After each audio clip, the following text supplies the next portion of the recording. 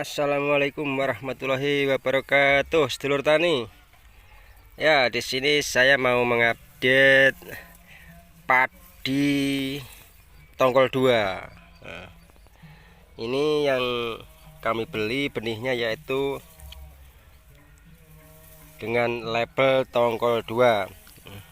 Tapi setelah kita tanam ternyata kok begini, maksudnya enggak terjadi tongkol 2. Tapi kalau kita lihat bulirannya cukup lumayan banyak, dan perlu sedulur tani ketahui bahwa jenis ini yang saya tanam, yang yaitu benih tongkol 2 yang kami beli dari Lazada itu ternyata termasuknya ini juga padi yang cukup genjah, karena saya bandingkan dengan pari Inpari 32 dengan Inpari 16 itu masih belum seperti kayak begini. Tapi yang pari yang padi tongkol 2 itu sudah seperti kayak begini. Kita lihat posturnya yaitu seperti kayak begini, daunnya lebar dan tegak. Ini lumayan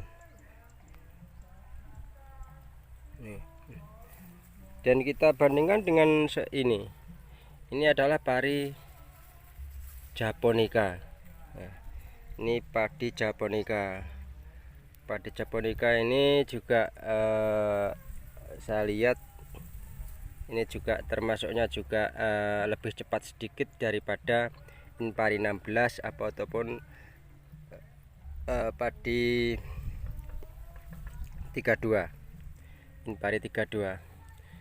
Kita lihat seperti kayak begini. Cuman perbedaannya pari Japonica itu bulirannya kelihatan tidak terlalu panjang, dan bentuk padinya itu tidak bisa rata kayak gini, karena memang ini dari faktor pembibitannya atau benihnya itu yang tidak F1 kemungkinan. Jadi sudah turun temurun keberapa kalinya kita juga nggak tahu, karena kita belinya di market, yaitu di Lazada. Seperti kayak begini. Ini masih ini bunting, kalau orang bilang bunting, ini masih bunting seperti kayak begini. Sedangkan yang padi tongkol 2 sudah seperti kayak begini. Kita lihat memang sedikit agak banyak ini seperti kayak begini. Ini kayak seperti memang bertongkol 2 ini. Nah, ini bentuk penampakannya dari padi tongkol 2 ini.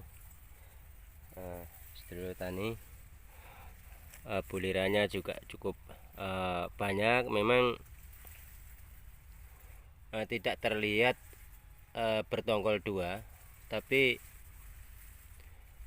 kelihatan banyak ini sedulur tani. Seperti kayak begitu. Bulirannya kan kelihatan banyak. Ini seperti kayak begitu. Terus ini jenisnya padinya kalau kita amati seperti kayak serang. Nah, itu. Oh ya, perlu sedulur ketahui, di dalam saya menanam bibit ini, berhubung kemarin waktu kita menanam padi itu cuaca ataupun pengairannya itu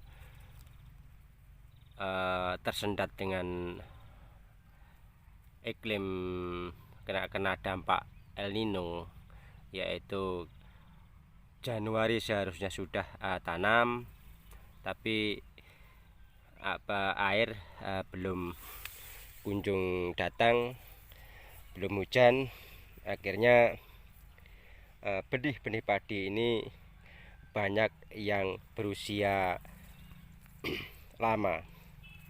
Nah, ini perbandingan usia yang saya tanam ini usia padi yaitu sekitar 40 hari.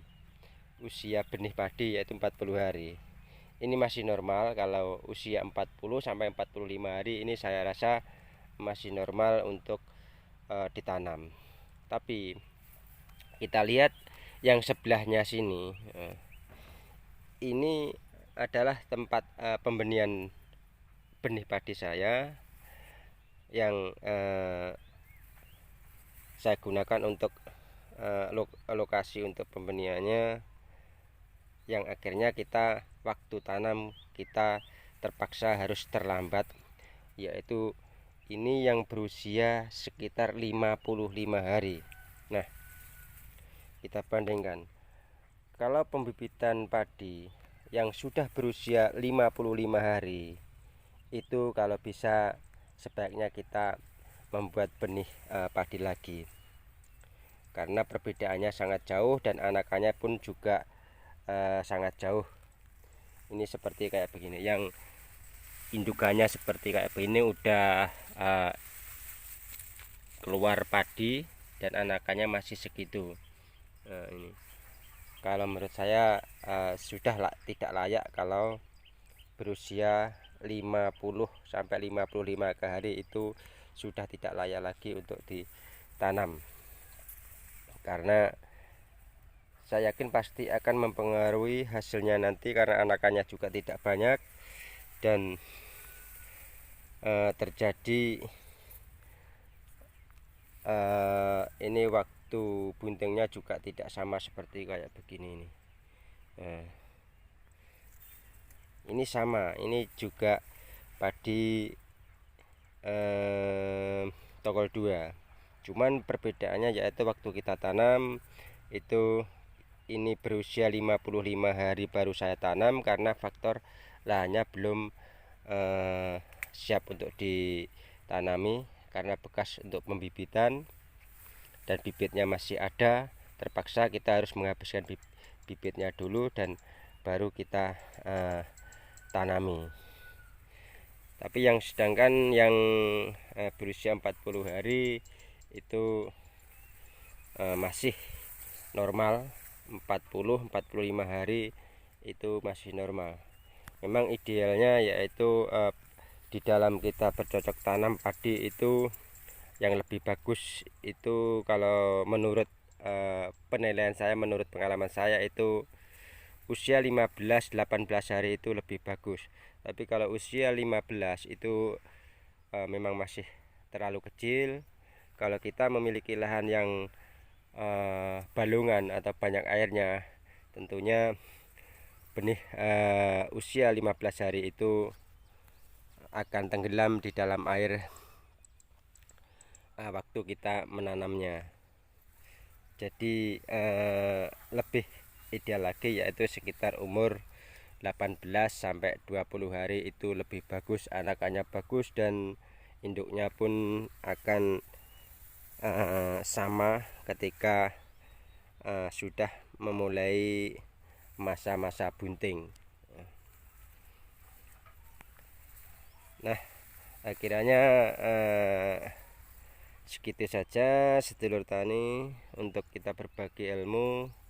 Saya ingatkan lagi untuk sobat-sobatku semua, sedulur tani semua, untuk selalu berbagi dan bersedekah, karena berbagi dan bersedekah itu merupakan amal dan tabungan kita di hari akhirat nanti.